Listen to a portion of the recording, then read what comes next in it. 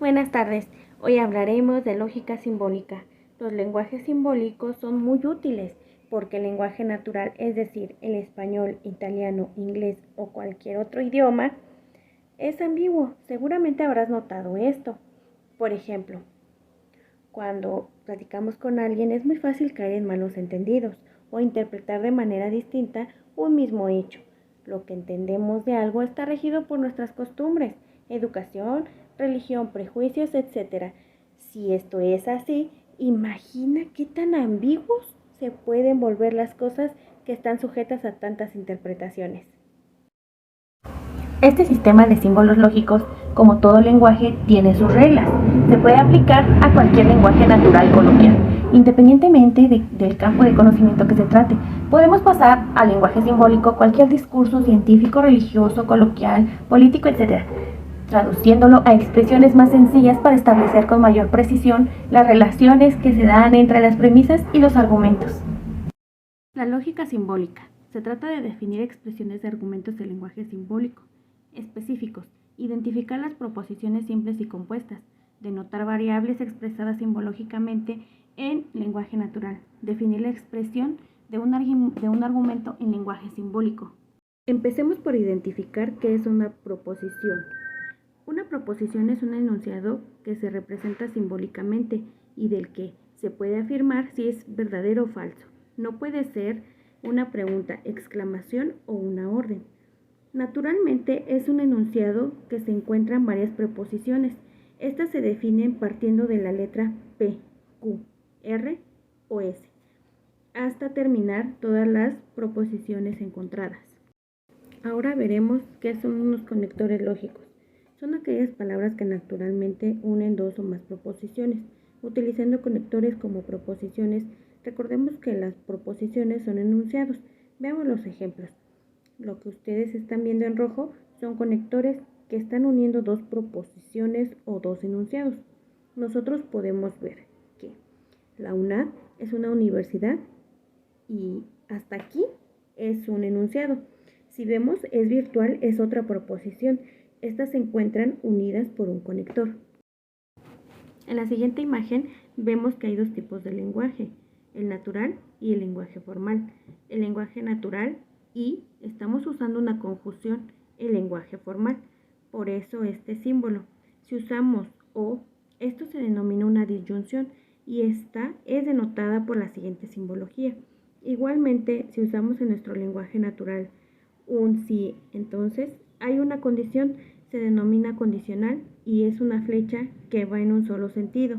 Y si solo sí es bicondicional, este detona dos condiciones y se denomina por una flecha en dos sentidos. Cuando utilizamos esta palabra no es una negación. Como tal, la palabra no es un conector lógico, es una negación dada a una proposición. Ahora bien, hablemos de las proposiciones simples. Una proposición simple son enunciados o proposiciones que no tienen conectores lógicos. Estos conectores lógicos no pueden estar presentes en la proposición simple.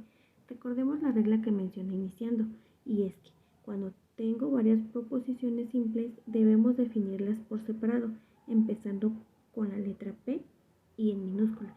Aquí en este caso tengo dos proposiciones simples que, como ustedes pueden notar, ninguna de ellas tiene ningún conector. Por tanto, esta es una proposición simple. Ahora bien, vamos a ver qué es una proposición compuesta. Y esta está formada por dos o más proposiciones simples. Requiere de un conector. Veamos este ejemplo. Víctor es estudiante y es muy inteligente. Aquí tenemos dos proposiciones simples. Estas serán distribuidas con la letra P y Q y se llama conjunción y se denota con este símbolo. Esta la quiero en lenguaje formal y así quedaría. Víctor es estudiante y es muy inteligente. Lo que podemos identificar, tenemos aquí dos proposiciones. La primera es Víctor, es estudiante, allí no hay ningún conector. En la segunda, es muy inteligente, tampoco hay un conector allí. El conector está en el medio de los dos. Ese conector me está uniendo esas dos proposiciones compuestas. Entonces, esas proposiciones serán detonadas por la regla que ya habíamos mencionado partiendo de la letra P. Recordemos que si hay conectores y se llama conjunción y se denota con el respectivo símbolo. Si esta yo la quiero expresar de manera formal, entonces lo que debo hacer es utilizar el lenguaje formal para dicho conector, quedando entonces de la siguiente manera: P y Q, que significa Víctor es estudiante y es muy inteligente, dando así P, conjunción, y Q. El lenguaje natural y el lenguaje simbólico son dependientes netamente de las proposiciones simples y compuestas, y lógicamente de los conectores ahí existentes. El lenguaje natural, ya sabemos entonces, como su nombre lo indica, son los que convencionalmente utilizamos para expresarnos. Lenguaje natural. Tenemos un ejemplo a continuación y es: Andrea vive en Sogamoso o vive en Tunja. Entonces, Andrea es de Boyacá. Este sería nuestro lenguaje natural cotidiano, y este lo queremos en lenguaje simbólico. Para la lógica proporcional, sigamos los siguientes pasos. Identifiquemos nuestro lenguaje natural en donde tenemos conectores. En este tendríamos los siguientes conectores: O y entonces marcados en azul. Andrea vive en Sogamoso. Viene el primer conector. Hasta aquí tendría mi primera proposición simple y viene un conector que es la O. Entonces, de conector a conector tengo un enunciado que sería: vive en Tunja. Entonces es un conector. Ya es el final del lenguaje natural.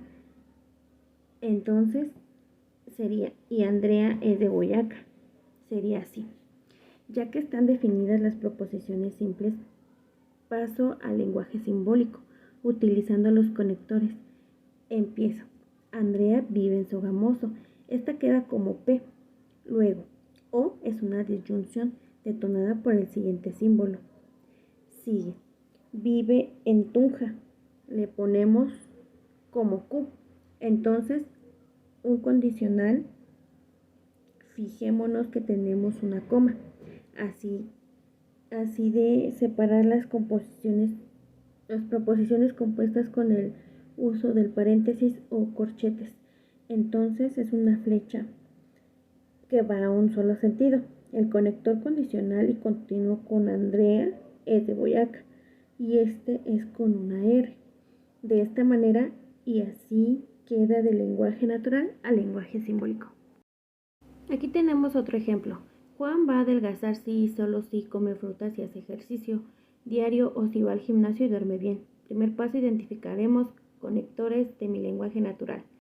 Estos son sí y solo sí, y o y, es decir, bicondicional, conjunción, disyunción y conjunción. Ya que están identificados, empiezo con mi primera proposición. Entonces, Juan va a adelgazar queda como P. Come frutas queda como Q.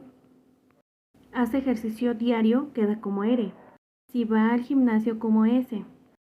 Finalmente, duerme bien como T. Ahora, como ya tengo definidas las proposiciones simples dentro de mi lenguaje natural, entonces lo que voy a hacer es expresarlas en el lenguaje simbólico. Y es así como queda de la siguiente manera. Hay algo muy importante, y esto es dentro del tacto. Lo más importante es darle un sentido lógico a esto que hacemos. Esta expresión simbólica que ustedes están viendo aquí no tiene un sentido lógico si no les damos la separación correcta mediante paréntesis. Sí y solo sí es un bicondicional, por ende, lo que esté antes del sí y solo sí va a suceder únicamente si sucede después de este conector. Es decir, todo lo que esté antes de este conector va a suceder únicamente si sucede todo lo que está después de este conector. Pero para que esto suceda, entonces se pone paréntesis y corchetes para darle sentido lógico a mi lenguaje simbólico. Y así como está la imagen es como queda nuestro lenguaje simbólico con los paréntesis y corchetes. Bueno, espero les haya gustado esta explicación de lo que es la lógica simbólica y les haya quedado claro. Lo único que me resta decirles: gracias por su atención. Nos vemos en la próxima. Bye bye.